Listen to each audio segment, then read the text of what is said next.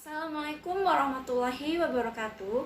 Perkenalkan, nama saya Fendi Pramudawati dengan NIM 211900165, kelas 213A11, Universitas Bina Sarana Informatika Kampus Jatiwaringin, Program Studi Administrasi Perkantoran. Di sini, saya akan mempresentasikan mengenai etika di dalam kantor dan etika di dalam kehidupan sehari-hari. Berikut penjelasan tentang etika. Dari segi etimologi, istilah etika berasal dari kata Latin yaitu ethicus dan dalam bahasa Yunani yaitu ethikos yang berarti kebiasaan. Etika adalah suatu norma atau aturan yang dipakai sebagai pedoman dalam berperilaku di masyarakat bagi seseorang terkait dengan sifat yang baik dan sifat yang buruk. Jenis-jenis etika di dalam kantor adalah sebagai berikut. Yang pertama ada etika bergaul, yang kedua ada etika berpakaian, dan yang ketiga ada etika berbicara. Etika bergaul. Setiap hari pergaulan di kantor sudah tak terelakkan karena satu sama lain saling membutuhkan berinteraksi yang di dalamnya mencakup komunikasi. Interaksi dan komunikasi akan berjalan dengan baik apabila kedua belah pihak saling menghormati dan saling mengerti akan hak dan kewajiban masing-masing. Karena etika itu menyangkut moralitas, susila, agama, dan lain sebagainya. Bagaimana memahami etika pergaulan?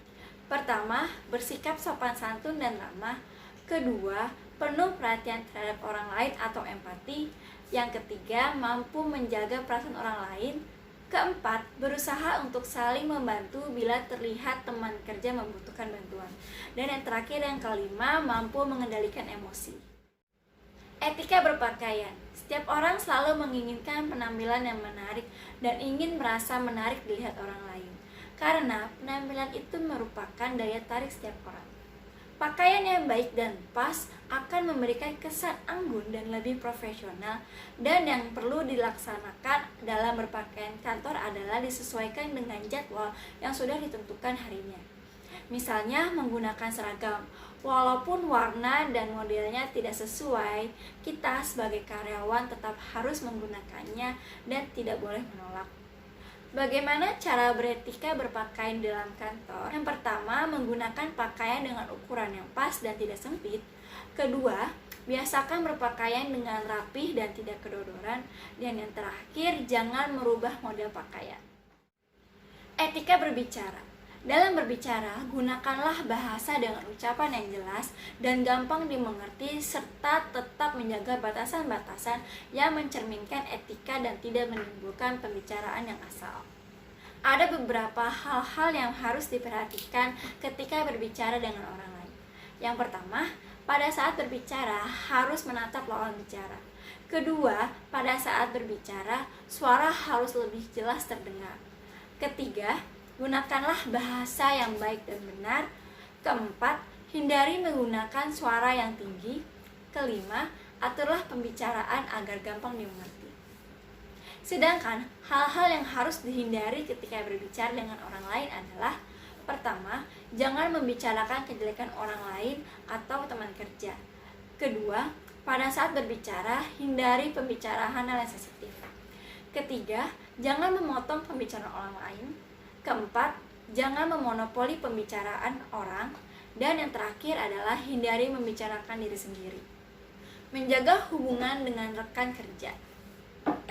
Dalam lingkungan kerja, faktor kerjasama merupakan landasan utama agar pekerjaan bisa berhasil dengan baik dan minimal bisa mencapai sesuai yang diinginkan.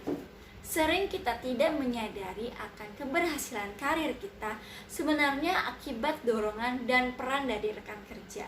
Oleh karena itu, binalah hubungan dengan kebersamaan dan citra yang baik sesama rekan kerja dan tunjukkan diri kita adalah bagian tak terpisahkan dari mereka.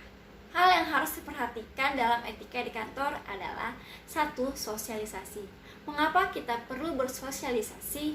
Karena manusia adalah makhluk sosial dan sosialisasi adalah hal yang penting untuk memulai komunikasi. Sosialisasi di lingkungan kerja pun memiliki aturan tersendiri.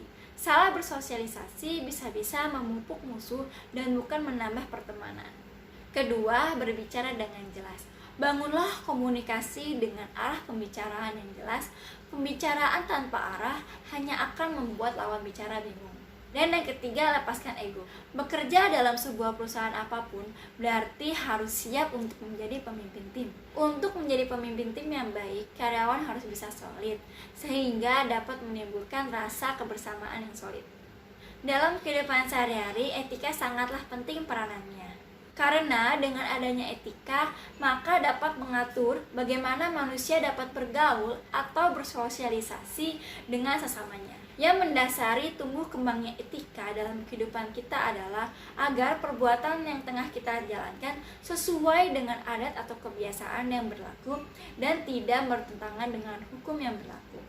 Contoh-contoh penerapan etika dalam kehidupan sehari-hari adalah: pertama, bersikap jujur; kedua, bersikap dewasa dalam menghadapi masalah; ketiga, ramah dalam berkomunikasi; keempat, menggunakan panggilan atau sebutan orang dengan baik; dan yang kelima, menggunakan bahasa yang efektif dan efisien.